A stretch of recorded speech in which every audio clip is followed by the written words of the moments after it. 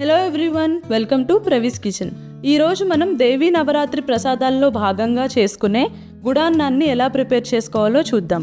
లలితా సహస్రనామంలో అమ్మవారిని గుడాన్న ప్రీత మానసే అని సంబోధిస్తారండి.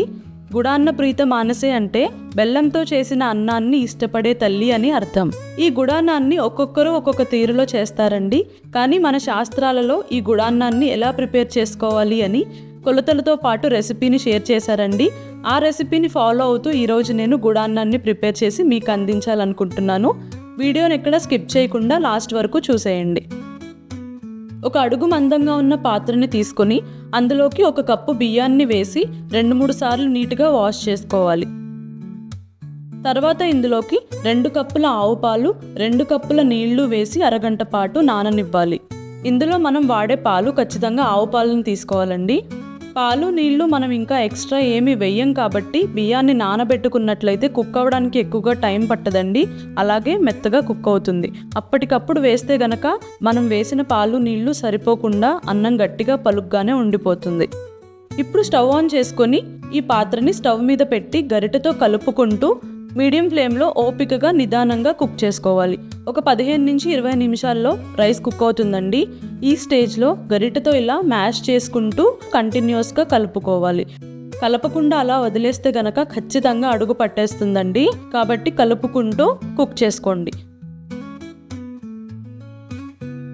ఇది ఇలా కుక్ అయ్యి మెత్తగా అయిన తర్వాత ఇందులోకి 4 యాలకులను దంచి ఆ పొడిని వేసుకోవాలి. బాగా కలుపుకోవాలి.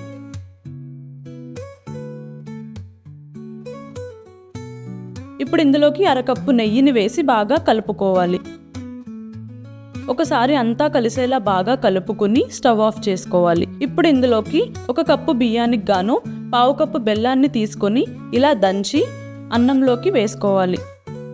అన్నం వేడిగా ఉంటుంది కాబట్టి ఆ వేడి మీదే బెల్లాన్ని కూడా వేసి కలిపితే బెల్లం కరిగిపోతుంది. కాస్త ఏమైనా అక్కడక్కడ కరగనట్లు అనిపిస్తే గనక గరిటెతో ఇలా మ్యాష్ చేసుకుంటే ఆల్రెడీ బెల్లం సాఫ్ట్ అయిపోయి ఉంటుంది కాబట్టి వెంటనే కలిసిపోతుంది. బెల్లం వేయక ముందు కన్సిస్టెన్సీ బాగా చిక్కగా ఉన్నట్లు అనిపిస్తుంది, కానీ బెల్లం వేసాక కాస్త జారవుతుంది. ఈ కన్సిస్టెన్సీ మనకి కరెక్ట్గా సరిపోతుంది. గుడాన్నంలోకి ముఖ్యమైన ఇంగ్రీడియంట్స్ 2 ఉన్నాయండి. అవేంటంటే పచ్చి కొబ్బరి, అరటిపండు. పచ్చి కొబ్బరి, అరటిపండు ముక్కలకి ప్రత్యేకించి కొలతలేమీ చెప్పలేదు కాబట్టి మీ రుచికి తగినట్లుగా కాస్త ఎక్కువ తక్కువ వేసుకోండి.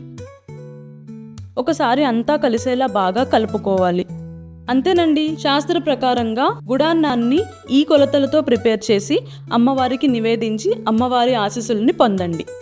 మన శాస్త్రాల్లో ఇలా చేసిన గుడాన్నాన్ని తినడం వల్ల శరీర పుష్టి పెరుగుతుంది అని కూడా మెన్షన్ చేశారండి. కాబట్టి వీక్గా ఎవరైనా పిల్లలు ఉంటే వాళ్ళకి ఖచ్చితంగా ఈ గుడాన్నాన్ని దేవీ నవరాత్రుల్లో మాత్రమే కాకుండా అప్పుడప్పుడు వారానికో 2 వారాలకో ఒకసారి చేసి పెడుతూ ఉండండి.